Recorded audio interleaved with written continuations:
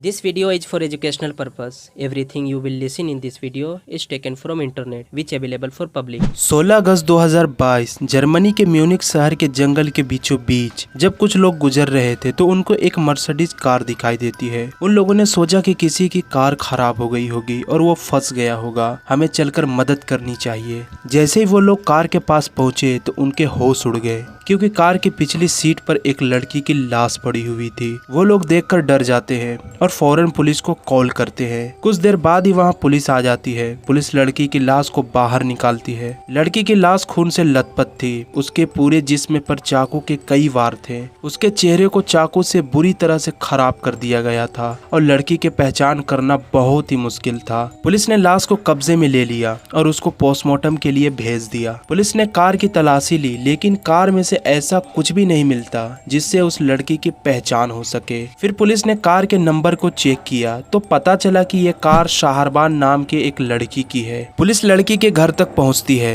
तो घर के लोग बताते हैं कि यह कार शाहरबान की है। वो कार बाहर लेकर निकली थी मगर वापस नहीं लौटी। ये कंफर्म होने के बाद पुलिस शाहरबान के परिवार वालों को हॉस्पिटल लेकर जाती है लेकिन वो लोग लाश को नहीं पहचान पाते क्योंकि लाश का चेहरा पूरी तरह से खराब हो चुका था। इसलिए पुलिस ने डीएनए टेस्ट करवाने का फैसला किया मगर जब डीएनए की रिपोर्ट आई तो ये केस ही पूरा पलट जाता है। यानी जिस लड़की की लाश मिली वो शाहरबान नहीं थी।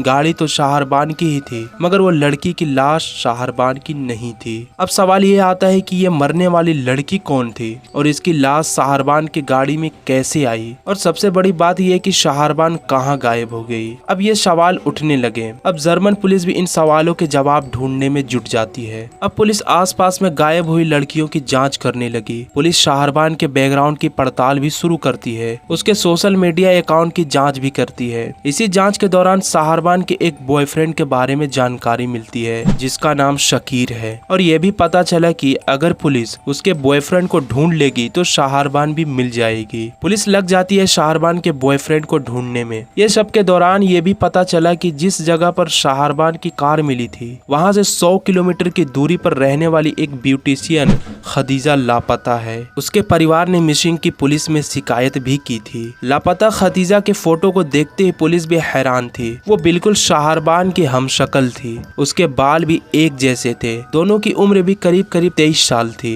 दोनों की लंबाई भी लगभग समान थी। ये देखकर अब पुलिस को शक हो गया कि मरने वाली खदीजा ही है। पुलिस उस लाश और खदीजा के परिवार का डीएनए टेस्ट करवाया तो डीएनए रिपोर्ट मैच कर जाता है। इसके बाद पुलिस शकीर को भी पकड़ लेती है और उसके साथ शाहरबान भी मिल जाती है। वो जिंदा थी। इसके बाद पुलिस ने शाहरबान को जब गिरफ्तार किया तब इस मर्डर मिस्ट्री पर से पर्दा उठा। आखिर उसने हमशक्ल वाली लड़की को कैसे तलाश किया, क्यों उसका कत्ल किया, अपनी हमशक्ल का कत्ल कर शाहरबान क्या फायदा उठाना चाहती थी। पुलिस के इन सभी सवालों का जवाब मिल गया। शाहरबान ने सारी कहानी बताई। शाहरबान के घर में कई दिनों से तनाव चल रहा था जिससे उसको घर से बाहर जाने की भी आजादी नहीं थी। वो अपने बॉयफ्रेंड शकीर से भी बहुत कम मिल पा रही थी जिसके वजह से उसके रिश्ते शकीर से दिन ब दिन खराब होते जा रहे थे। किसी तरह वो अपने घर से दूर होना चाहती थी और अपने बॉयफ्रेंड शकीर के साथ पूरी जिंदगी गुजारना चाहती थी। शाहरबान ने अपनी दिमाग के पूरे घोड़े दौड़ा लिए। फिर उसके माइंड में एक आइडिया आता है। वो सोचती है क्यों न मैं अपने आप को किसी तरह दुनिया के सामने मरा हुआ साबित कर दूं जिससे मैं अपनी लाइफ को अपने मन से जी पाऊंगी। उसका प्लान ये था कि वो अपने जैसे कद काठी और हमशक्ल का हत्या कर देगी जिससे वो दुनिया के लिए मर जाएगी। फिर उसके बाद शाहरबान सोशल मीडिया पर अपने हमशक्ल जैसी लड़की की तलाश में जुट जाती है। इत्तेफाक से उसे इंस्टाग्राम पर खदीजा मिलती है। वो हूबहू शाहरबान के जैसी दिखती थी।